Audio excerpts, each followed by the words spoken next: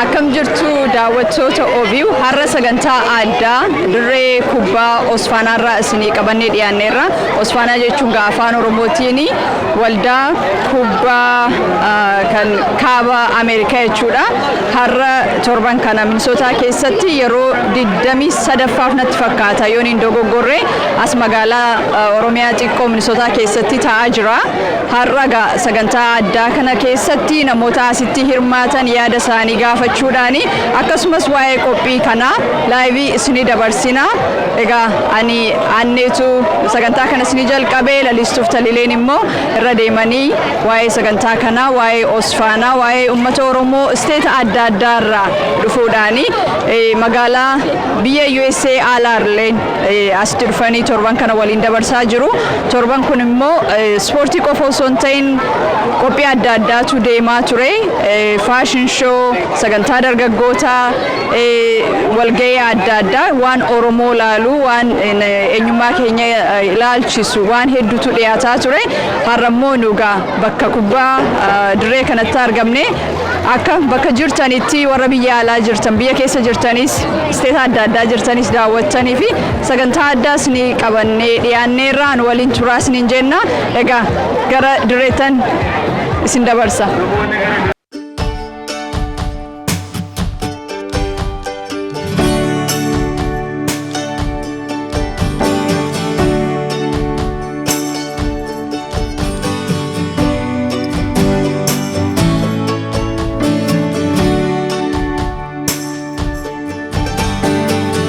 Kabajamoo jaallatamoo dhaggeeffattoota OBN amma kan nuyi jirru Osfaanaa dirree Osfaanaa irratti kan nuyi argamnu Maple Grove keessaa steeta Ameerikaa keessaa tokko kan taate Minnesota galma Oromoo hedduu kan taate Minnesota keessatti kan nuyi argamnu.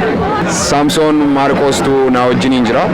Akkuma beektanii OBS TV irratti Samson drama garaagaraa hojjetee director godheeti kan dhiyeessu. Waa'ee sanatti nu haasa'uu barbaadda? Baga nagaan nuti. Baga nagaan nu wadda. Drama jaalala qotaa kan jedhu torbaniin kan darbu sanbata guddaa jechuudha. Dabarsaa jirra. Seenaan isaa immoo seenaa biyya alaa keessa jiru dhugaa wajjin wal qabatee jiru. Nama kofalchiisu, nama gammachiisu, nama gaddisiisu waanuma jiru kana ibsinaa jechuudha. Haa ta'u Samson kun yeroo jalqabaa keetii addanatti argamudha. Kun amma waggaa 23 irra jiru miti kubbaani Osfaanaani waggaa 23 waggaan asuma jiru xinnummaa waaqaasee jechuudha. Haa ta'u kabajamoo jaallatamoo dhaggeeffattoota keenya kuni tiimii Michuu Sabaati. Michuun Sabaa tapha lama booddee dirreedhaa ba'uu yaaleera. Mee Osfaanaa baranaa akkamittiin ilaalta? Ati isteeta biraarraa dhufte obboleessi keenya mee isteeta irraa dhuftee fi akkam ture qophiin bara kana? Isteetan irraa dhufee Ohio irraati magaalaa Columbus irraa dhufnee kilabiin taphanneef immoo Michuu Sabaa jedhama. Egaa haalli Osfaanaatti argine kuni waan ajaa'ibaati. torban tokko duwwaa ta'uu bare malee ittiin dabalanii baay'ee namatti tola. Meegaa inni ilaallaa borcufamaa sabuu dammoo gaa miimoorii jiru si qabannee galaa irra sababa ta'ee fi haa ta'u obboleessi keenya kilabii Michuu Sabaatiif taphataa goolii egaa yookiis immoo goolkiiparii Michuu Sabaati. Mee akkam ture taphii bara kana? Taphii bara kana baay'ee gaarii ture. Itti darbuu dhiisuu keenya amma tokko taqayyamneerra garuu isa dhufutti cimnee dhufna yaada.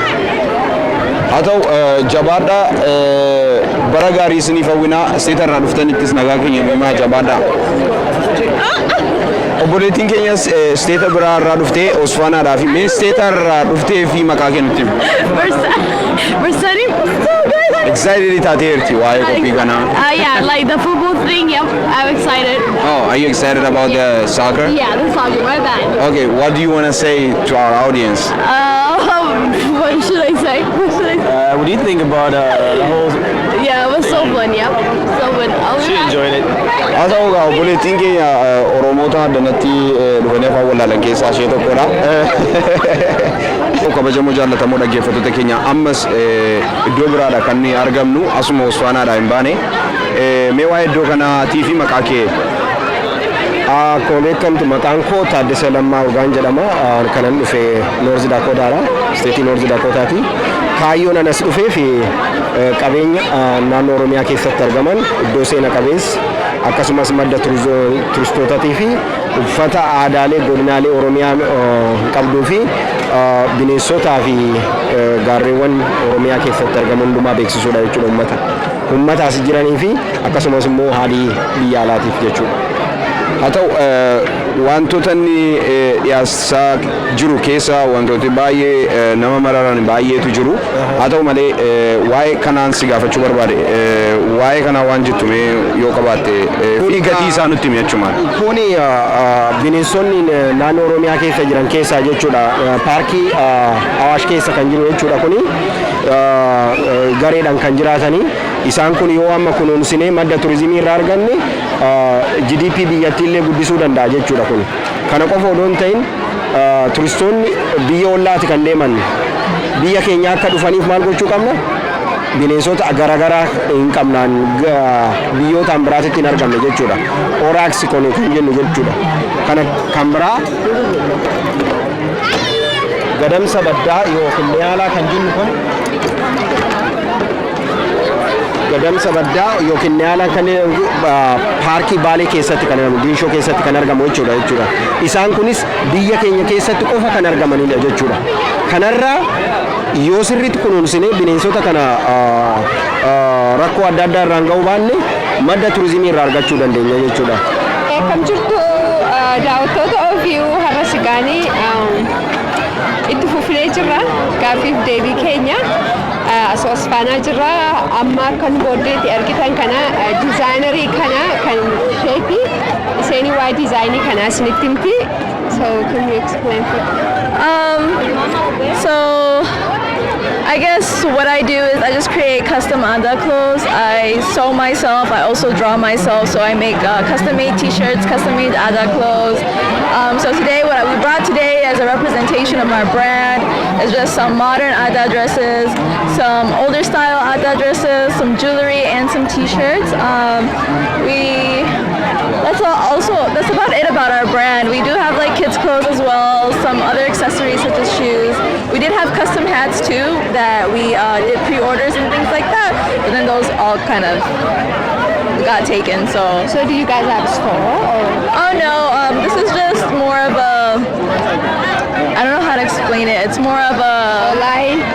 No, not online yet. It's more of just a project that we decided to test out for Osfana. Okay. And see if it was successful enough to then maybe go into doing an online brand, an online store, or maybe a actual retail store. So yeah, this is just a test run right here. Yeah. Okay, akkuma argitan kana waan babbareedaa qabu warri karaarra darbitanii itti qortanii bitachuu dandeessu. Galatooma. Thank you. Yeah. Atami akkam jirtu? Fayyaa keessanii? Nagaa akkam gabaan akkam deemaa jira? Akkam isheen deemu jira. Akkuma argitu kun gurguru jira. Maal fa'aa qabdu? Maal fa'aa? Akkuma argitu kun tisheertii kana agarta. Baay'ee bareeda. Alaabaa Oromiyaa. Nice. Kun seelii irra jira. Okay, me. Amma warri gurguddaa 15 daa'immanii 10 isinii bunas ka argitu. Oh wow. Abbaa Gadaa. Kunis kan hin qabbeeti. Baay'ee bareeda. Kunis alaabaa Oromiyaa. Kunis hin qabna. Okay. Kunis alaabaa adda addaas qabna. Uffata aadaas hin qabna. Akkuma agartu. Meeshaan achiis yoo qabdu. Qabiyyaas dhufe hin jira. Asis dalagamee hin jira. Koottaa nurraa bitaa. Akkasumas daawwattoota keenya akkasuma dabarree kottaatii bitadhaa.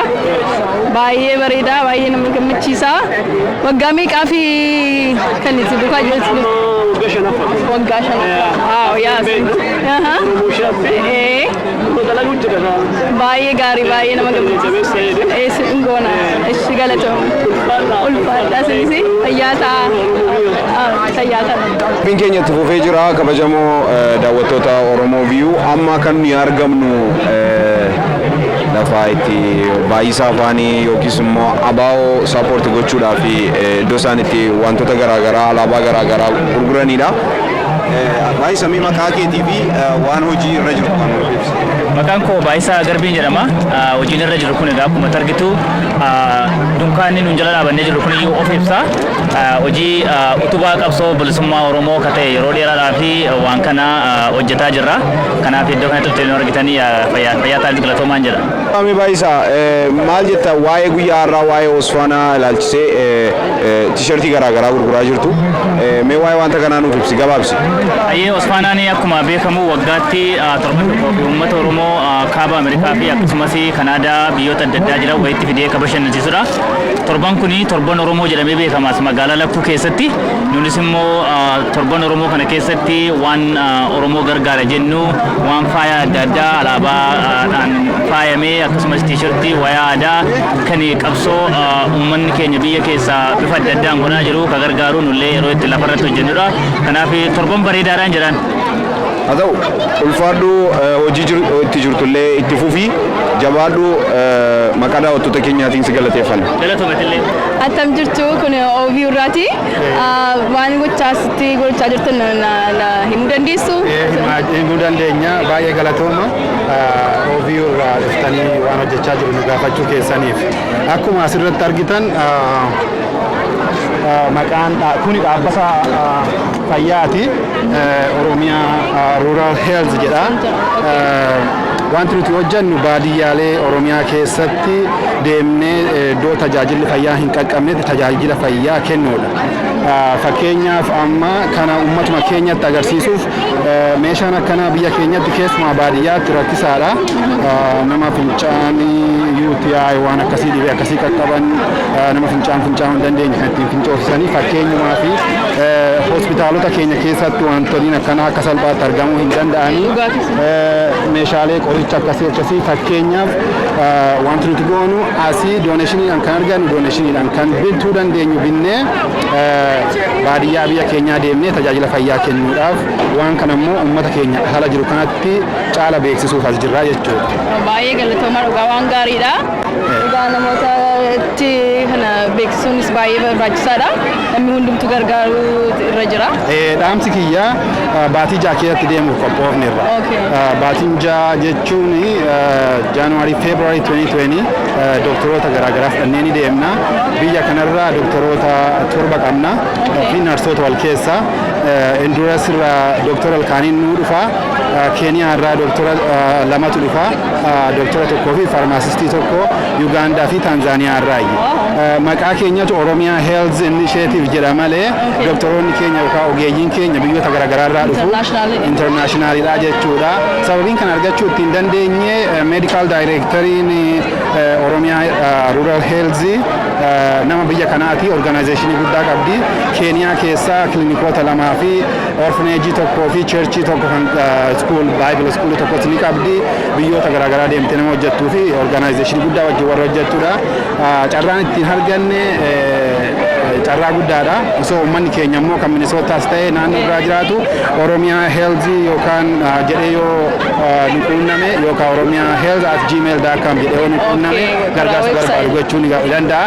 Ogeeyyii fayyaa kan taatan nu quunnamanii nu faana deemanii tajaajiluus ni danda'u. Kanas asumaan dabarfannaa isinis baay'ee ulfaadhaa galatoomaa sin jaalanna. Galatooma fayyaa ta'aa dhugaa baay'ee nama gammachiisa. Itti fufaa hojii gaariidha. Tole ulfaadhu. Oromoo Viyuu asna bukkee kan taa'ee jiru lammiidha. Lammii Oromeeffaa moo Ingiliffaa? English, please. Oromeeffaa Please. Lammii gaaffiin si gaafadha. Itaanaan pirezidaantii Oromiyaa. The president of Oromia? Yeah. It's interesting. What's the new president? Yeah. Oh, I don't know now. I don't know. You don't know? You don't know? No. Okay. Who are you supporting? Who's playing right now? Right now we have 2 teams, 11 Stars, OU. I'm supporting 11 Stars. I know a lot of people on the team. Oh, okay. Good luck to your team. Yeah. And what do you think about Osfana? Osfana is amazing so far. Only a few days left, but I'm having fun. A lot of fun. All right. Good luck to your team again. Thank you. Daawwattoota OVU addanatti kan bukeetti argamanii jiranii obboloota keenya mee eenyudhaaf kan isin deeggaraa jirtan? Dhiifaman illee ammoo reefu dhufe. Ammoo reefu dhufte gaafiinsi gaafa dhagee gaarummaa dhufte pirezidaantiin Oromiyaan naaraan eenyudha? Atoo beektaa? Pirezidaantii Oromiyaa Saaraa beektaa? Shimallis. I don't know. Shimallis natti fakkaata. Shimallis? Haa ta'u dhaggeeffattooti keenya ragaadha. Akkam waa'ee Osfaanaa maali adda dhugaa? Waggaa baranaa baay'ee bareedaadha. Iddoo isaan filatanii asitti taphachaa jiranis namoota hundumaaf mijataa, paarkingii isaas waan hundumtu isaa bareedaadha. Jaalladheera. Jaallataniitu lafa isaanitti qopheessan amma? Eeyyee jaalladha. Mee ati si'a meeqa fa'aa keedha Osfaanaa? Yeroo jalqabaa koof. Akkamitti ilaalta Osfaanaa baranaa? Haaraadhaanaaf garuu gaarii natti fakkaata Alisa. Akkami amma bilisee sin gaafadha bilisee siifis yeroo jalqabaa keedha Osfaanaa? Ani eddan dhufee waggaa sadiidha. Si jalqabaatu 2016 reefuu biyya kana sababan dhufee fi waan tokko hin beekun ture. Isa kamiin si wayyaree hunduma isaa keessa? Garuu inni baranaa waan jedhu jaalladheera. Isa baranaa jaallatte? Haa ta'u jabaadhaa abbaa deeggaraa jirtanii gullaaqsiniin jechuu barbaada. Daraarsoo akkamii Osfaanaan baranaa? Osfaanaan baranaa baay'ee namatti tola. Enjoy gochaa jirra. Gara galgalallee moo'ee irratti moodeelii turte. Osfaanaan baranaa baay'ee jaallattee ta'a akkamitti deemaa jira? Yaa baay'ee barana baay'ee namatti tola. Kaleessallee moo'ii faashin shoora turre baay'ee miidhaga. Tole eebbisoo mee maqaa kee daawwattoota keenyaaf ibsi. Maqaan kiyyaa Eebbisoo Tashitaa Roobaa jedhama. Itti fufa. Jaallateeta Osfaanaa baranaa maali wanti itti jaallatte as keessaa? Osfaanaa baranaa baay'ee jaalladheera garuu har'a waan lama dhabe taphattoota kiyyaa kubbaa galchuu dadhabanii inni lammaffaan sagalee mana galanii galaafatee tapha keessaa ba'anii jechuudha. Tapha keessaa ba'aniira. Oromoota biyya irra jiraniif maal dhaamta? Aadaa akkanaa kana isinillee utuu cimsattanii asitti Osfaanaa qabna isinis achitti tapha Oromoo qofti addatti waliin taphata osoo jiraatee baay'ee namatti tola jedhee yaada. Haa ta'u ulfaadhu eebbisoo haa ta'u kabajamoo jaallatamoo dhaggeeffattoota keenya asna bukeetti kan argamu Asaffaa Malkaa Waaqaa jiraatee Asaffaa guyyaa torbee kana keessa haala duwwaan si argaa jira natti fakkaata addanan turre. Yaa hojii kan biraa fi isteetii gara biraa ture nama reefu dhufaa isa dhabuu kootti baay'een gaddaa garuu amma qaqqabadheera baay'ee gaariidha. Tapha hundumaa miisii gootee har'a reefu dhufaa harta jechuudha. Tapha sadhumaa sadaniin qaqqabuu kooti boris deebi'een dhufaa baay'ee gaariidha. Gaaffiin si gaafadha garuu ani. Sababa amma kana miisii gootee fi itti aanaan pirezidaantii naannoo Oromiyaa maal jedha? Itti aanaan pirezidaantii mootummaa naannoo Oromiyaa mootummaa naannoo Oromiyaa itti aanaa pirezidaantiin bulaara baay'ee baay'ee pirezidaantiin qaba Oromiyaa nama. Pirezidaantiin qabu dhaggeeffattoota keenya ragaadha. Pirezidaantiidhaan bulaara tun taane itti aanaa pirezidaantii mootummaa naannoo Oromiyaatu pirezidaantii mootummaa naannoo Oromiyaatti akka taaktii godhee bushaara. Haa ta'u gaaffiin kun deebiin kun dhugaadha ta'ee soba ta'ee gaa hin beeknu isin deebisa. Galatoomii Asaffaa obboloota keenya biyya jiraniif ergaa dhaamtu qabda. Warri biyyaa Oromiyaan bal'oodhaan ullee akka Oromiyaa ta'uu yaadaa jirra danatti dargaggoota Oromiyaa ijoollee Oromoo namoota gurguddaa Oromoo baay'ee tasii tolitti qabamee jira. Oromoon bal'oodha Oromiyaan bareedduudha nus akka sana bareeduu yaalaa jirra warri biyyaa galatoomaa jabaadhaa jechuun barbaada qaba. Haa ta'u Asaffaa jabaadhuu galatoomi siin jenna guyyaa gaarii. Jamoo hordoftoota OBU ammallee dirree Osfaanaa irraa hin deemne addanatti kan jaallannu adda duunee argannee jirra. Adda duunee baga nagaan dhuftan. Baga nagaan nu eebban akkam jirtu. Kunooti gaa mee akkamii Osfaanaan baranaa akkamitti ilaalaa jirtu? Osfaanaan baay'ee bareedaa fakkaata namoota baay'een asitti arga. Keessaawwi dargaggoota baay'een arga baay'een gammadee ijoollee dargaggoota shamarran yeroo isaan waan kubbaas dhaloota haaraatti darbu aadaaf seenaan Oromoos achuma keessa calaqqisaa jira wanta ta'eef baay'ee nama gammachiisa dhugaadhumatti. Qilleensa irraas immoo baay'ee bareedaadha. Oromiyaa fakkaata. Oromiyaadhuma fakkaata. Oromoon as guutee jira. Oromoo addanatti akkasiin isteeta garaagaraa irraa walitti qabame saba koo wayya jedhee dhufee gaafa ilaaltanii uummata keenya biyya jiraniif dhaamsa maalii qabdu? Egaa Oromoon bakka hundumatti tokkummaa isaa mul'isuun baay'ee barbaachisaadha.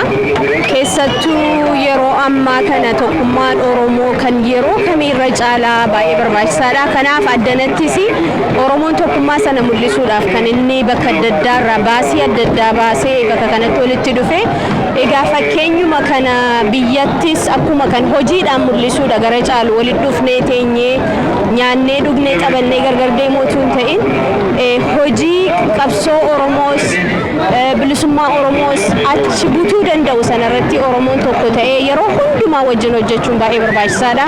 Oromummaa irratti hundaa'uu qaba. Ilaalcha siyaasaadhaan adda adda bahuu dandeenya. Amantiidhaan gargar ta'uu dandeenya. Kutaadhaan adda ta'uu dandeenya. Garuu yeroo hundumaa Oromummaan sun walitti nu hidhee tokkummaa sana jabeeffannee galii keenya ga'uudhaaf walii wajjin hojjechuun baay'ee barbaachisaadha. Isa jedhuun dhaamsa dhaama. Oromoon biyyaa sana nutti mul'iseera. Waggoota 3 darban kana keessatti tokkummaadhaan ka'eetu injifannoo gurguddaa argamsiise.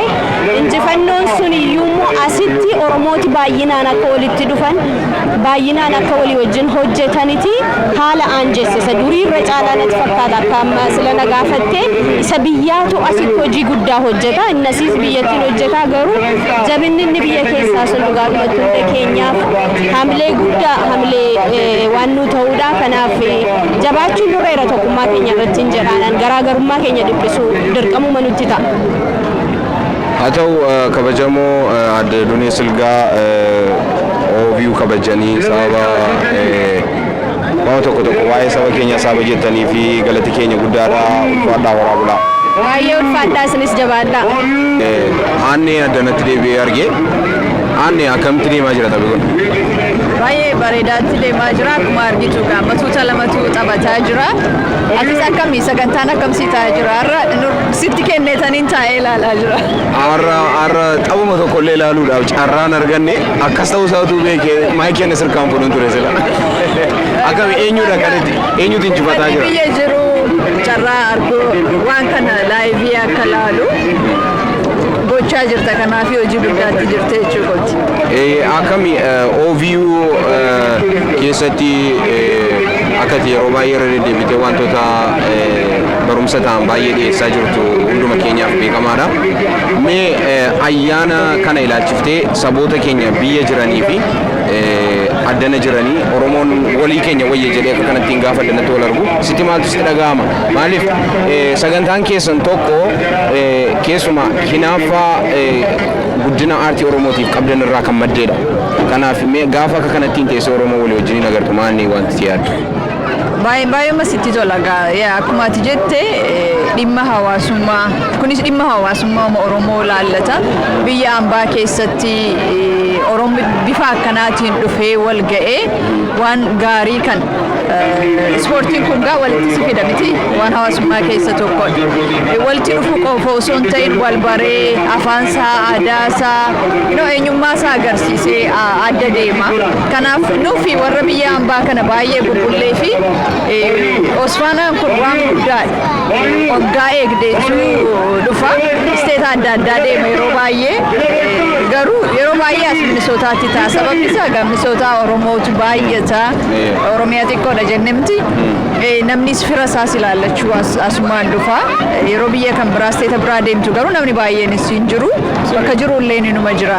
Nuuf garuu carraa guddaadha. Tokkoffaa Oromoota biyya isteeta adda addaa jiran guyyaatti wal agarruudha. Ispoortii qofa laaluu dhuftu nama arguu barbaadda. Asitti nama baay'eetu wal argaa. Waan Oromoo fakkaatutu urgaa jechuudha as keessatti. Kanaaf nuuf guddaadha. Uummanni biyyaas immoo gaafa laalu baay'ee gammadee yaada. Oromoon tokko ta'ee bakka itti wal ga'u waan tokkoon osoo adda addan bahin jechuudha bakka ispoortii kana.